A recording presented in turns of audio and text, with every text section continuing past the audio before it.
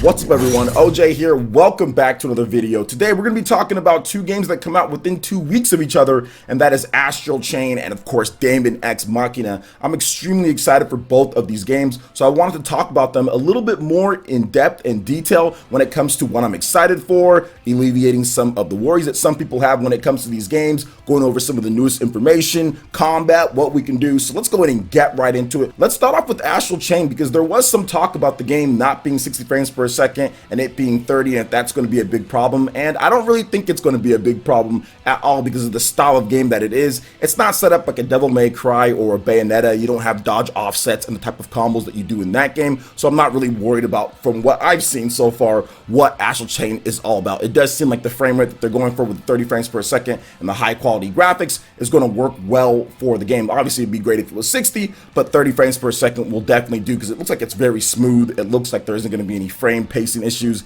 and we all know that Platinum Games always make sure that there's really little input delay when it comes to your attacks. So I'm looking forward to seeing what they do on Astral Chain and how the game plays and everything, even with 30 frames per second. But I think it will be fine because I played other games from Platinum Games that was 30 frames per second, for example like Anarchy Reigns or even like Mad World, and depending on what you feel about those games, it didn't seem like they were laggy or hard to play or had bad controls or stuff like that. So I'm still really looking forward to playing the game despite that. Now let's talk a little bit more about the actual game itself when it comes to what you're going to be doing and why I'm excited. So the mission layouts are like Nier. They talked about this in the Tura-san's case files, and I love that they have that open world or open hub city to where you can kind of go around, do side quests and do other things. I think it sets a great tone for the type of game, and it's actually one of the things that I'm actually most excited about because it's not completely open world, but it's open-ended, so you can kind of go around and do those side missions and get the extra loot or get the extra armor or equipment.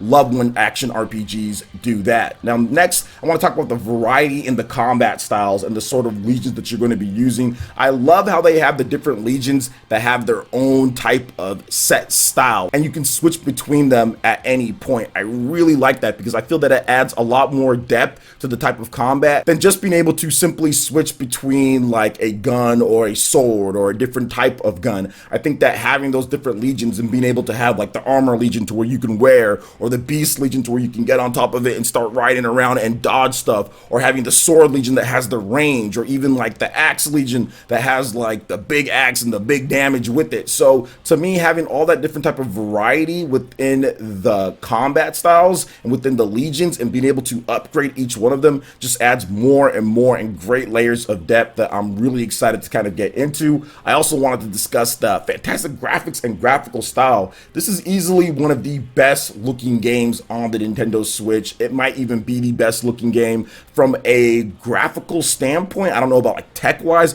I'm not really sure, but when it comes to the look of the game, from what I see, it's easily one of the best, and I am really excited to kind of hop into that Ghost in the Shell, you have the Z-Man type of style. It looks awesome. I mean, I can't sit here and say that it doesn't. I mean, it really looks like it has a nice anime slick with the realism style kind of put into there, so I do like that about the game. It's actually one of the most attractive things about the game when it comes down to it. I do like the customizable avatars as well, being able to customize them any way that you want to. That's also really cool, and being able to pick between male and female is always good. I always pick the female characters, so you know I'm going to be having my tan-skinned waifu going around doing some trouble when it comes to Astral Chain. So another thing that I really like about the game that they've been talking about some more is the soundtracks, which I discussed in a video as well, but the soundtrack is sounding really, really good. Platinum Games always does a great job with the music, and this one is no exception. From who they've got, from what they've already talked about, the music sounds like it's going to be like Nier, but even better. So really looking forward to that. And I think the combat, kind of like shifting back into that,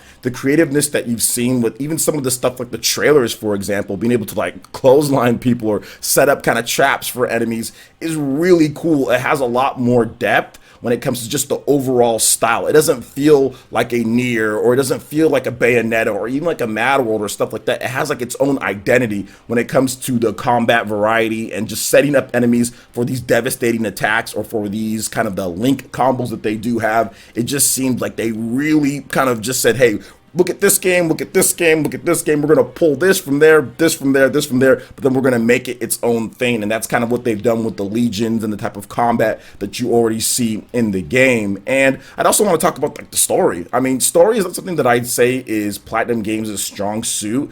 Nier is okay. I think it has a good story, but at the same time, that's also something that's like Square Enix too, because I guess it's their IP. But if you look at like Bayonetta, I mean, the stories are okay. If you look at Mad World, all this stuff, like it's okay, but it's never anything that I would get excited about too much. But this game, for sure, the story looks very interesting with the Legion and how the world is set up and how everything is. It just seems like it has a story that is more enticing than what we've seen before in the past. So I'm looking forward to figuring out what's going on, where everything is set up in the world, and kind of how everything ends as well. The last thing I wanted to talk about is the exploration, and I know I just discussed it a bit with the hub world and everything, but I think exploration in these type of games is absolutely key in order to have that longevity, in order to make sure that it gets some more extra time out of it. Having those extra side quests and the exploration kind of tied into that is really cool, and I'm glad that Platinum Games is doing that with some of their more recent games like Nier and down also Astral Chain. Before, they're kind of like linear in some ways. I mean, they did make some more open-ended games, but a lot of times it was kind of like linear, like Bayonetta, where there's a little bit of deviation but wasn't really much. I like the fact that they're having this game because we're going to get Bayonetta and it's going to be great, and I think it's going to be more of that non-stop action going straight from one point to one point. But I like the fact that they're kind of opening up a little bit and doing more with Astral Chain and the exploration and what you can do in that game. So really cool stuff there. But let's go ahead and move on to the next game here, and that is Daemon X Machina, and why I'm hyped about this. So I think this game is going to sell a lot better than what people think. Just like Astral Chain, I think people are kind of writing off this game a little bit. I think they're writing off Daemon X Machina more than Astral Chain, but I'm telling you guys, I think this game is going to be pretty good, and let me give you guys some reasons why. So it's improved a lot over the beta demo. They did implement a lot of fan feedback in order to make the game better. They released a video talking about that, and I wanted to go over some of those things. So you have like the better enemy detection. Some people complained that you weren't able to see the enemies that well in the backgrounds. Also, hitting the enemies has more impact and more feel to it. It's not as soft or as muted before. I think that's really good for a mech game where you're going to be blowing up enemies all the time. You want to make sure that you have that nice impact and it feels like there's some power behind your guns. It doesn't really feel like a pea shooter. So I actually like that they pointed that out. I also want to talk about the controls too. Some people were complaining about the controls just because they do take a little bit of time to get used to. This is more of a complex mech game, but they actually made it easier from the default controls, and of course they added more customization. Being able to have stuff like motion controls, the sensitivity and all that has been added in. So I think that's really going to be able to help out for people who do like motion controls and who do want more customization over their controls. And I think one of the best things that we do now know about is the game has competitive and cooperative online multiplayer. That is a lot of value packed into that, and you get extra stuff when you do play competitive and cooperative multiplayer. You can get some weapons or some things that you might not be able to get if you didn't do that, so that is also awesome as well. There's also a 30-hour single player campaign, which a lot of people aren't talking about that enough either. 30 hours, and then I know the producer said that it can be up to 100 if you kind of want it to like 100% it, get everything, but at least 30 hours is pretty good for a mech game, especially a mech game that has online co-op and online competitive multiplayer. So really good on that front. And speaking about the hours that you get, the competitive multiplayer is going to be very interesting because there's so many different mech customizations, which we'll talk about, that the competitive multiplayer can take on its own life, which I would love for that to happen. But let's go and get into some of these other things here. So when the team talked about what they wanted to implement from the demo, they discussed the frame rate. Now, this was a early build, which they did say it was an early build, so obviously they were going to be actively working on making sure the frame rate was better, but they did say that, hey, we heard what you guys had to say here, and it's definitely going to be one of our top priorities, if not the top priority that they do have for the game. So that's always good that they're listening to what the fans are saying, even if they were already actively working on that. So awesome stuff to hear them say that. The looting mechanic too. I think that the looting mechanic was a little bit difficult because you had to get like right on top